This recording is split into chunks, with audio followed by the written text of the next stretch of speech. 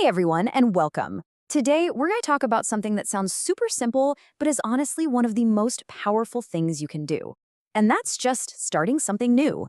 It all kicks off with that first tiny step, staring at a blank canvas, or as we're going to call it, a new note. I mean, you've been there, right? You open up a new document, you're looking at a totally blank canvas, or maybe you're just thinking about that huge project you want to tackle, and then nothing. You're just kind of frozen. It's a completely universal feeling, that little bit of hesitation right there at the starting line. So here's what we're going to cover. First, we'll dig into the blank page problem. Then we'll look at why it's so hard to get going. After that, I've got a super simple one-line solution for you, with 3 easy ways to start using it. And hopefully, by the end, you'll be ready to tackle, well, whatever it is you want to start. All right, let's dive in. Section 1, the blank page problem.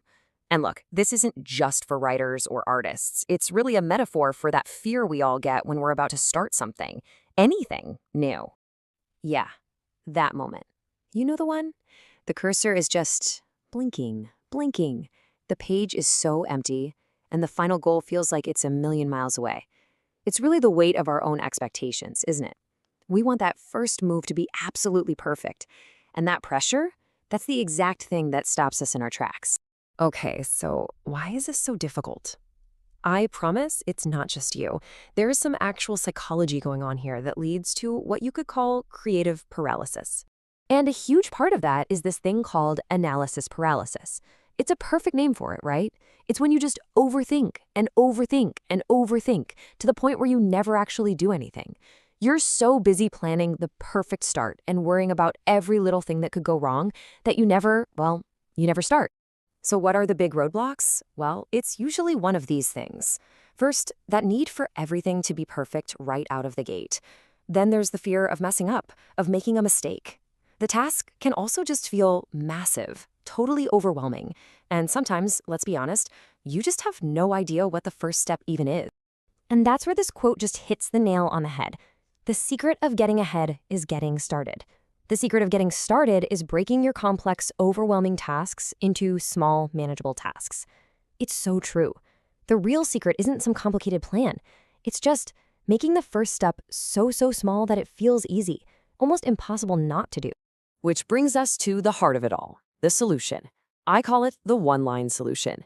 It's amazing how one tiny little action can change absolutely everything and get the ball rolling. And what is it? It's this: a new note. That's it. We're not talking about a masterpiece here or a perfect plan or a whole novel. No, we're just talking about one single note. The magic is how simple it is. It basically lowers the pressure down to 0. See, this is the key mindset shift. The goal isn't to be perfect. The goal is just to begin. That's all. Your only job is to break the spell of that blank page, to make a mark, any mark. And when I say small, I mean really small. Like write one sentence. Doesn't even have to be a good one. Or jot down one question you have about the whole thing.